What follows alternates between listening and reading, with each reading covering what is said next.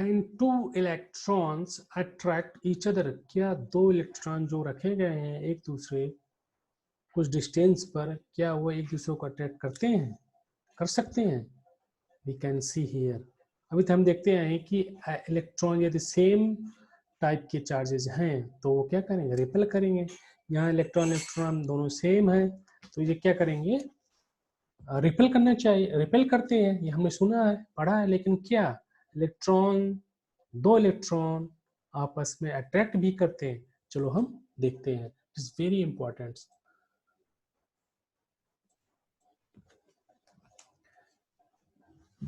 We know that electrons जो forces लगते हैं इलेक्ट्रॉन्स पर, जो इलेक्ट्रोस्टैटिक फोर्स है G2 चार्ज है, इलेक्ट्रोस्टैटिक फोर्स जो लगता है इलेक्ट्रॉन्स पर वो किसके कारण है, चार्ज के कारण। तो यहाँ पर हम देखते हैं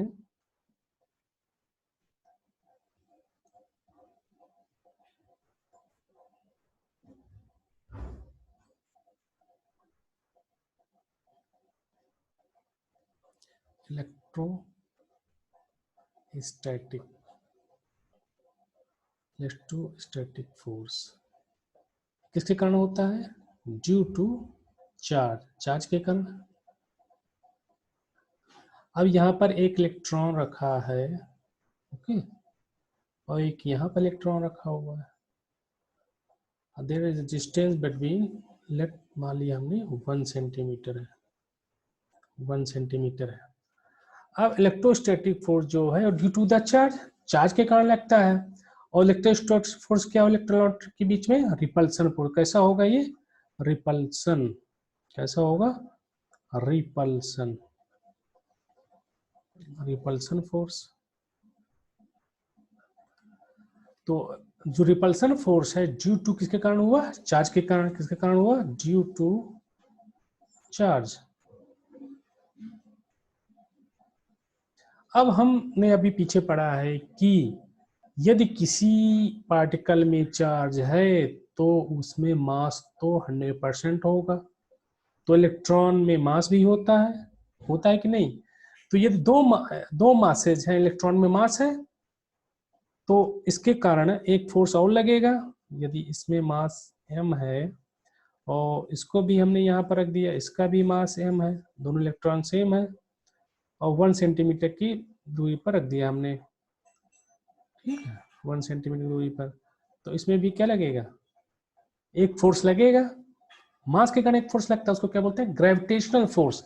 ग्रेविटेशनल फोर्स, तो ग्रेविटेशनल फोर्स है ड्यू टू किसके कारण होगा, ग्रेविटेशनल फोर्स किसके कारण होगा, ग्रेविटेशनल जो होगा वो किसके कारण होगा, ग्रेविटेशनल फोर्स किसके कारण होगा, मास के कारण, मास के कारण, ठीक।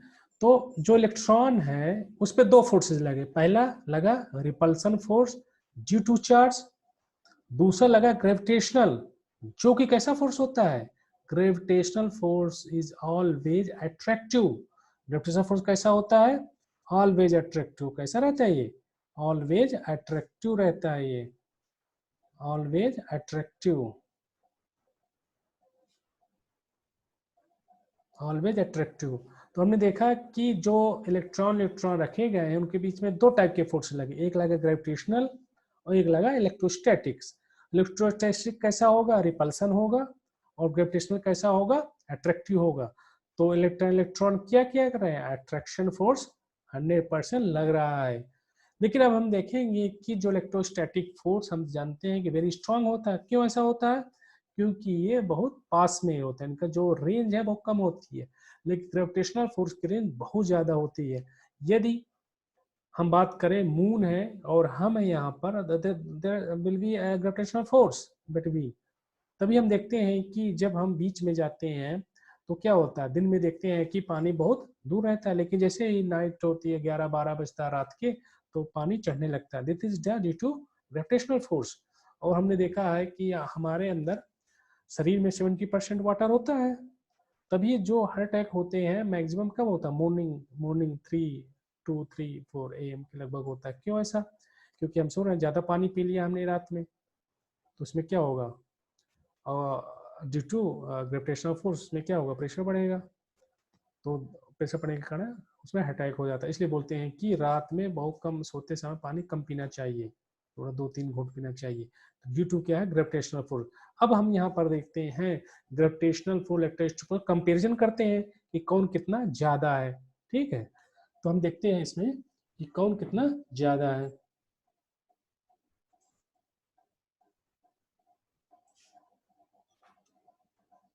कितना फोर्स किसमें लगेगा। ठीक है, तो हम जानते हैं कि कूलम्ब फोर्स जो है वो किसके लिए होता है, इलेक्ट्रोस्टैटिक फोर्स के लिए। ग्रेविटेशनल फोर्स होता है हमारा,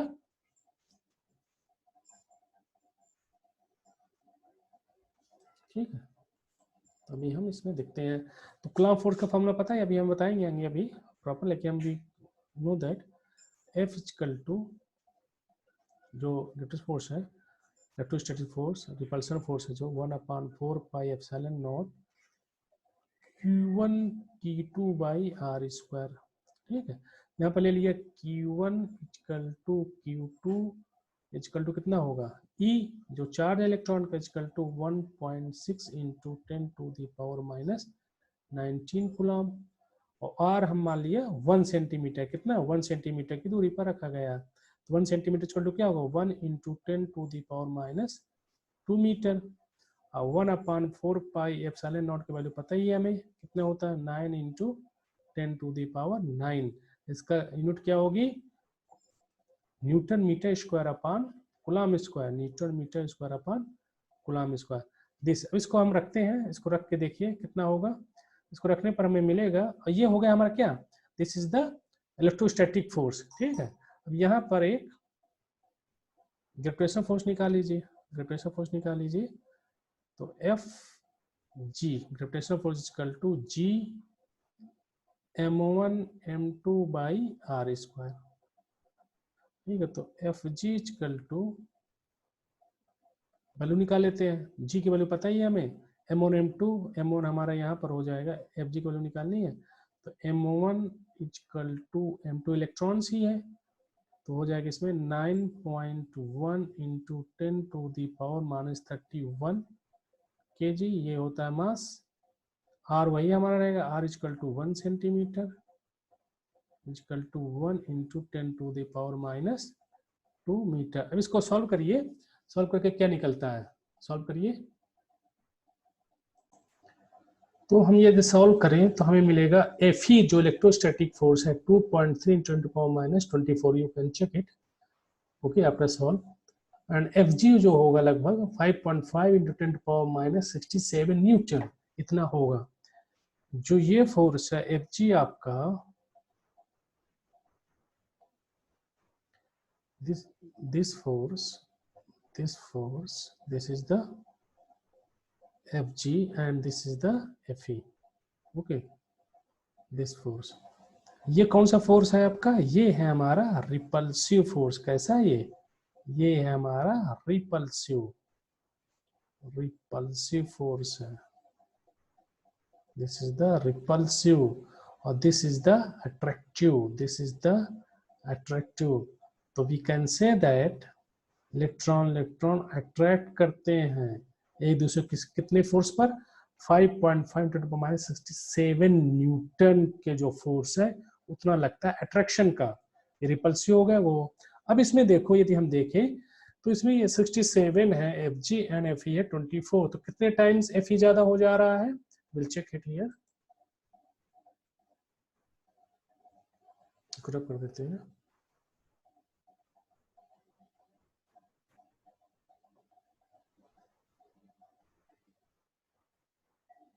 ओके,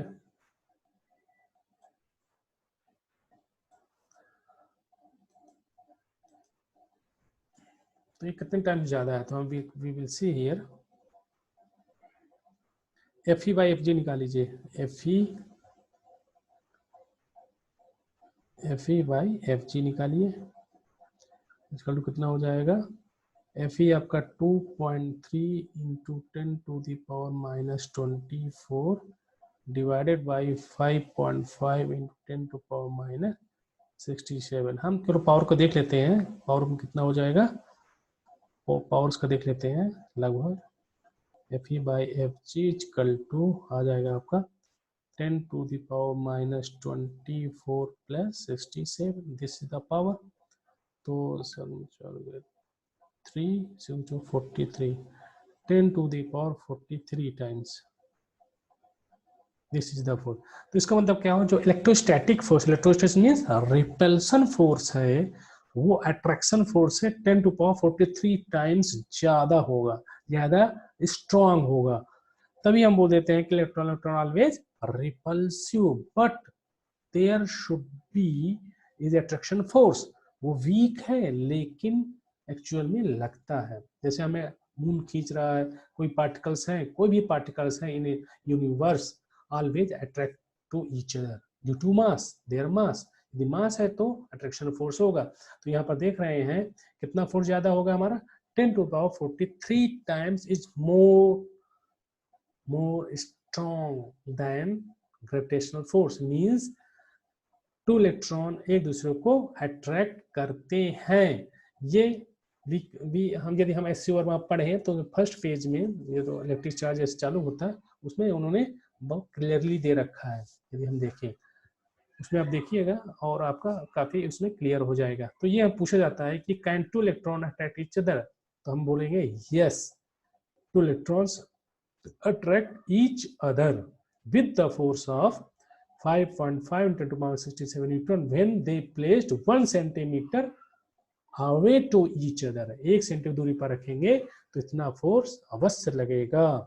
लेकिन जो रिजल्टेंट फोर्स, क्योंकि अट्रैक्शन होगा वो रिपल्सिव होगा, वो दूर भगाएगा या आपस खींचेगा, जो रिजल्टेंट होगा वो कैसा होगा, आपका रिपल्सिव फोर्स होगा। लेकिन there will be a force is called attractive force due to mass, और we can say gravitational force due to their mass. और कैसा होता है always attractive, there must be a force is called gravitational force which is always attractive is working between the two electron.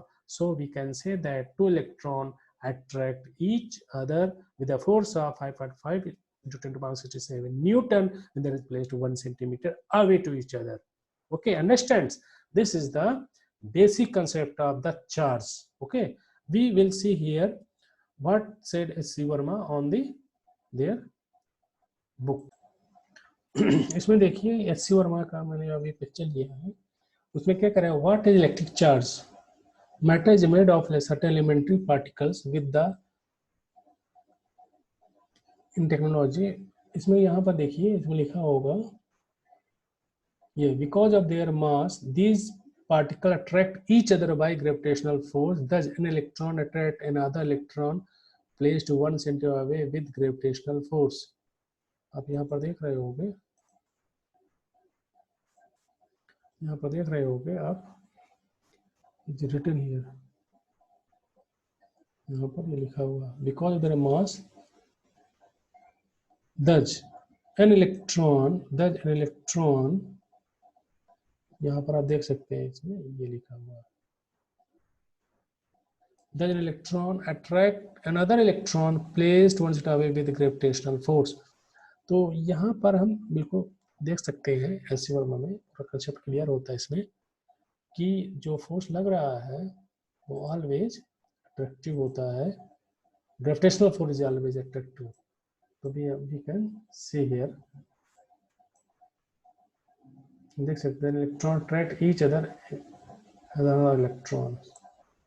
इसमें कितना ये value भी दिया हुआ है, electric force is very large as compared to the gravitational force. The electrons must have some additional property apart from their mass which is responsible for the electric force. We call this property charge, just as mass are responsible for the gravitational force।